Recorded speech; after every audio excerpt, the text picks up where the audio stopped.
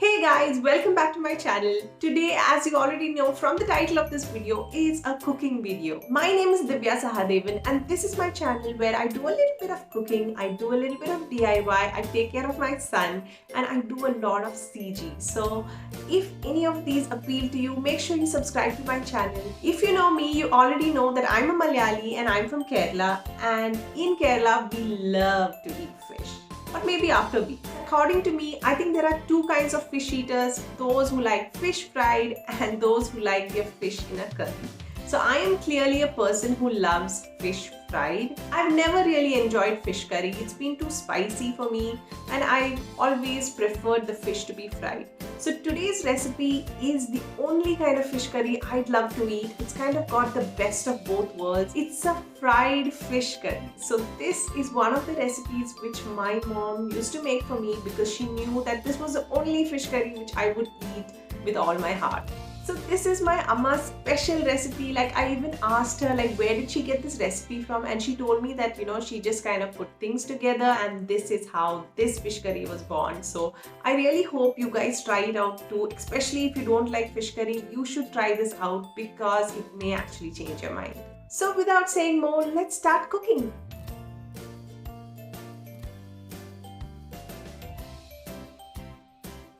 So for our fish curry, we of course need our fish, and here I'm using Karimeen or the pearl spotted fish, but you can also use a white pomfret. It also goes really well here. Now for our masala, I need 1 tablespoon of turmeric powder. To this 2 tablespoons of chili powder, a tablespoon of salt. So these are basically the main ingredients of this fish curry. You need garlic, you need small onions, and you need ginger, green chilies and curry leaves. So first what we need to do is make a paste, and for me I'm using like 1 kg of fish, and for that I need 2 whole garlic. I need say a cup of the small onions, a 1-inch piece of the ginger, and you can add the green chilies as per your spice requirement, and of course our curry leaves. So this is a very important ingredient of Kerala recipes, so make sure you have that. So I'm just going to put this into my grinder and grind it out with a little bit of water into a paste which looks something like this. Now I'm going to be adding this paste to our curry powders which we had earlier mixed out, and give it a good mix. And to this you can add a couple of tablespoons of coconut oil. It's very important that you need to use coconut oil. So Kerala recipes are incomplete without coconut oil. So make sure you do that. So once our marinade is ready, now you want to spread this across on your fish and nicely make sure it goes into all the grooves of your fish, which I have earlier already scored my fish, so to make sure the masala is really penetrating the fish and it's kind of really spread well. So once this is done, make sure you leave this on for at least 1 to 2 hours before you move on to the next step, which is creating our second layer to our marinade. So for that, again we need to use the small onions, the green chilies and the garlic. So here you can ballpark how much you need, but approximately for how much fish I'm using, I need around 1 cup of the small onions, 1 garlic clove, some green chilies as per your requirement, and curry leaves. So this I'm just going to now nicely rub into my fish. And now I'm going to set this aside and prepare my coconut milk. So for my coconut, I'm using 1 cup of grated coconut, freshly grated coconut I'm using, but you can use the frozen ones if you do not have it available.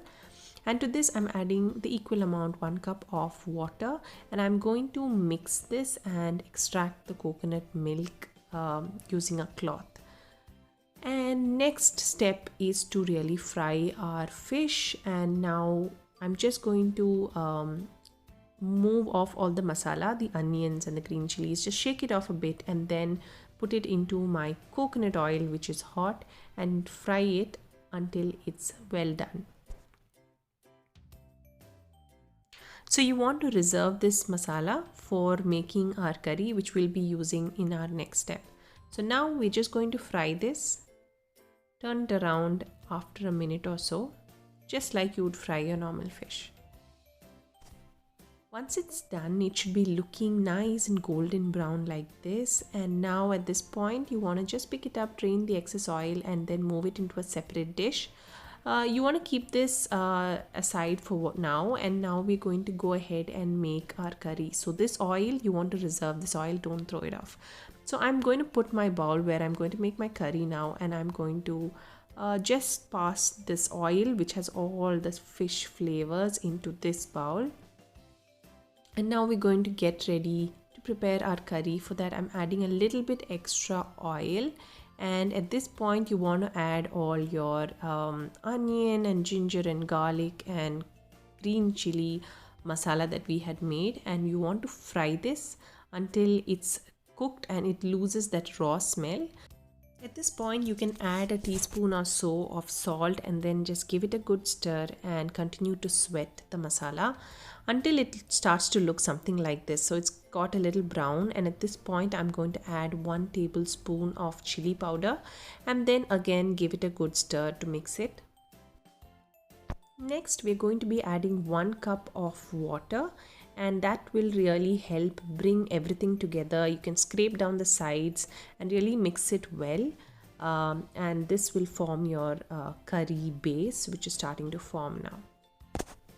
So once you have it nice and simmering, this is your cue to add in your fried fish. Be gentle because you don't really want to break your fish in the gravy. So you want to place it, and then from now on you want to stir very cautiously, and make sure you do a taste test at this point, and if you feel the salt is less, go ahead and add some more salt as per your requirement. And again, as I said, you're going to be stirring very cautiously, just turning it around, so all that beautiful gravy gets, absorbed into our fish. You want to give this a few minutes, and then you are going to add your beautiful thick coconut milk. And how beautiful does that look, right? So that's going to really give that extra thickness and that depth of flavor to your curry. So again, be really gentle here. I'm just moving around my fish here at this point, and we're not really doing too much of the stirring. Now I'm just going to leave this to cook. So basically everything is cooked here. You just want to wait till your gravy thickens to your requirement. And once that's done, you switch off the stove and you pour in 2 tablespoons of regular vinegar. And this is just the sealing deal, and that's it, you guys. Just give it a slight stir and just try to move it around to make sure the vinegar is kind of spreads evenly. But that's basically it. Your fish curry is ready. And that's it, you guys. It smells so amazing. It smells like fried fish and fried onions. It's amazing with just plain rice, or you can even have this with chapatis or basmati rice, but I'm just using here our very own matta rice. I hope you enjoyed this recipe. Do give it a try. Let me know what you think of it on the comment section below. As always, if you like this recipe, give it a thumbs up. Make sure you subscribe to my channel. I'll see you again next week with a new video. Until then, take care. It's me, Dhivya, signing out.